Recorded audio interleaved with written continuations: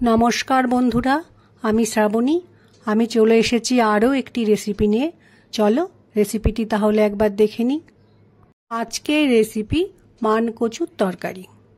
आमी जेभाবে मानकचु रान्ना करछि एभाবে मानकचु रान्ना करे खेले गलाय कोनो व्यथा बा असुविधा होबे ना।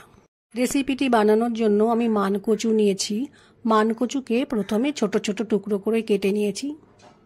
केटे रखा मानकचुर मध्य जल देওয়ার पर जलटा पुरो सादा हये गेছে।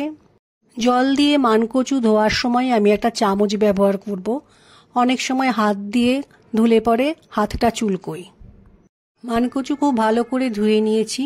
এবার আমি মানকচুর মধ্যে একটু নুন দিয়ে ভালো করে মিশিয়ে নিয়ে আধ ঘন্টা মতো রেখে দেব। মানকচু কাটার সময় বা ধোয়ার সময় যদি হাত চুলকোয় তাহলে হাতে সরষের তেল মাখলে কিন্তু সেটা কমে যায়। আধ ঘন্টা মতো নুন জলে ভিজিয়ে রাখার পর মানকচুকে আমি নুন জল থেকে তুলে নিয়েছি। একটা বোলের মধ্যে জল দিয়ে মানকচুকে আমি গ্যাসে সেদ্ধ হতে দিয়েছি। কচু সেদ্ধ হয়ে গেলে আমি জল থেকে তুলে একটা পাত্রে রেখে দেব। একটা বোলের মধ্যে জল দিয়ে আমি অল্প একটু তেঁতুল ভিজিয়ে রেখেছি। এই তেঁতুলের কাঠটা আমি মানকচু রান্নার সময় দেব। আমি একটা পাত্রের মধ্যে জিরে, আদা, হলুদ, শুকনো লঙ্কা গুঁড়ো দিয়ে জল দিয়ে মিশিয়ে রেখেছি। এটা আমি রান্নায় ব্যবহার করব। গ্যাসের মধ্যে ননস্টিক প্যানে সর্ষের তেল দিয়েছি।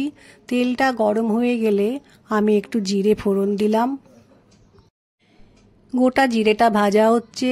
এই সময় আমি একটা শুকনো লঙ্কা দু আধখানা করে তেলের মধ্যে দিয়ে একটু ভেজে নেব। অল্প একটু হিং তেলের মধ্যে দিয়ে একটু ভেজে নিতে হবে। ফোড়নটা ভাজা হয়ে গেলে সেদ্ধ করে রাখা মানকচু আমি প্যানের মধ্যে দিয়ে একটু রান্না করে নেব।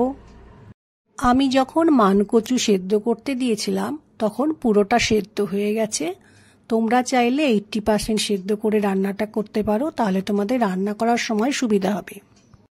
একটা বোলের মধ্যে আমি যে মশলাটা বানিয়ে রেখেছিলাম সেই মশলাটা এবার আমি রান্নার মধ্যে দিয়ে দিলাম।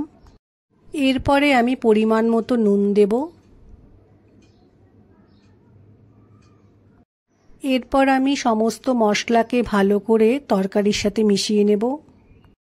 মশলা ভালো করে মিশিয়ে নেওয়ার পর অল্প পরিমাণে তেঁতুলের কাঠ দিয়ে দিলাম। এরপর আমি একটু চিনি দেব।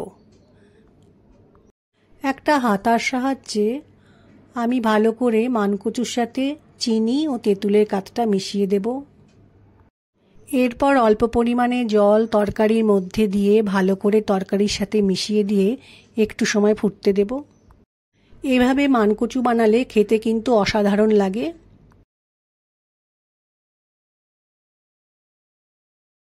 মানকচু নিরামিষ তরকারি আমার রান্না হয়ে গেছে।